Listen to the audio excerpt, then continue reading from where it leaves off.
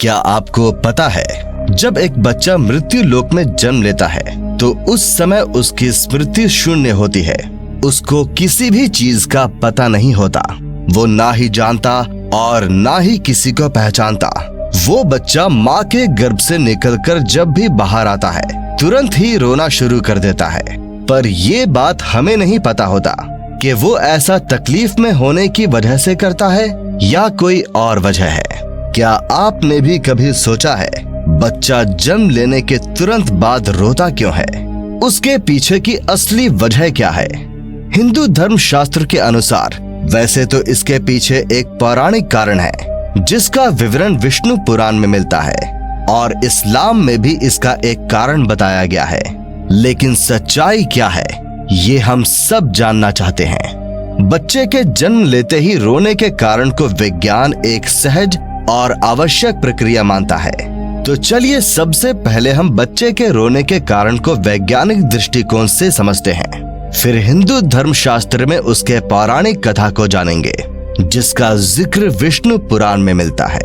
आप सभी का स्वागत है हमारे चैनल मिस्टीरियस थिंग्स पे। आप सभी से विनती है कि हमारे चैनल को सब्सक्राइब कीजिए और कमेंट बॉक्स में जय श्री कृष्ण लिखकर परमात्मा को अपना आभार व्यक्त कीजिए। दोस्तों, नए जीवन की प्रक्रिया पुरुष और स्त्री के संगम के साथ शुरू होती है, जिसके फलस्वरूप जीव को एक नए शरीर के रूप में स्त्री के गर्भ में स्थान मिलता है। जब तक एक बच्चा अपने माता के गर्भ में होता है तब तक वो सांसारिक दुनिया से अनजान रहता है। माता के गर्भ में वो बच्चा जीवित तो होता है पर वो सांस नहीं ले सकता। उसके शरीर को खाना पीना उसके माँ से जुड़ी गर्भनाल से मिलता है। तब उसके फेफड़े तो बन जाते हैं पर उसका प्रयोग शुरू नहीं होते। बच्चा माँ के गर्भ में एक पतली झिल्ली के अंदर बंद होता है जिसमें तरल पदार्थ भरा होता है। इस तरल पदार्थ को वैज्ञानिक भाषा में एमनियोटिक फ्लूइड कहा जाता है। यही तरल पदार्थ बच्चे के मुंह, श्वास नली और फेफड़े तक पहुंच जाता है। लेकिन जब तक बच्चा माँ के गर्भ में रहता है तब तक इस तरल पदार्थ से बच्चे को कोई नुकसान नहीं होता, बल्कि इसी तरल पदार्थ की वजह से बच्चा माँ के गर्भ में सुरक्षित रहता है। प्रसव की क्रिया माँ और बच्चे दोनों के लिए कष्टदायक होती है।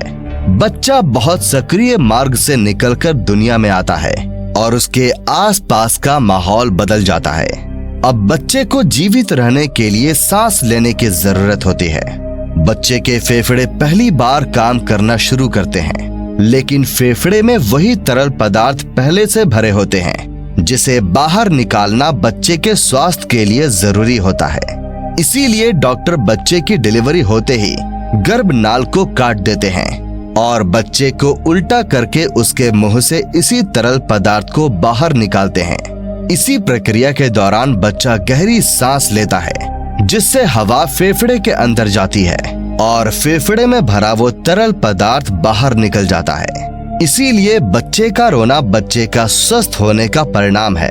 अगर बच्चा खुद से नहीं रोता तो डॉक्टर बच्चे की पीठ पर हल्के हाथ से थपकी लगाते हैं और उसे रुलाने का प्रयास करते हैं जिससे फेफड़ों में हवा जा सके और तरल पदार्थ बाहर आ सके।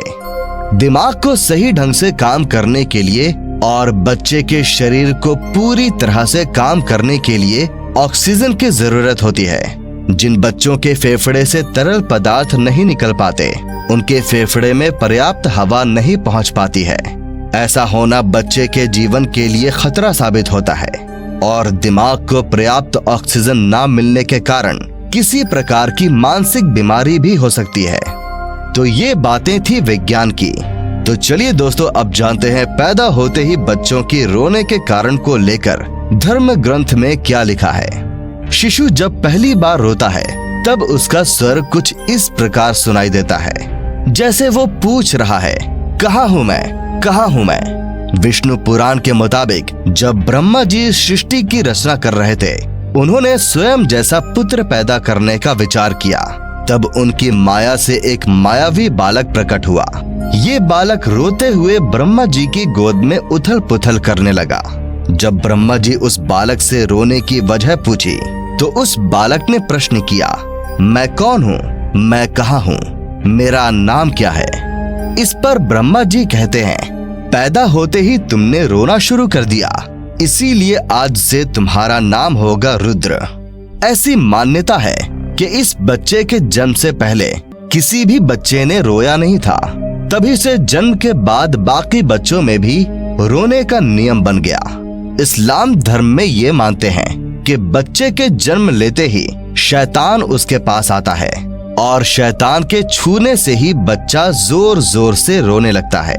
इसीलिए ऐसी मान्यता है कि जब बच्चे की पैदाइश हो जाए तभी उसके दाएं कान में अजान और बाएं कान में इमामत पढ़नी चाहिए, ताकि बच्चा शैतान के डर से महफूज रहे और पैदा होते ही अपने परवरदिगार का नाम सुन ले।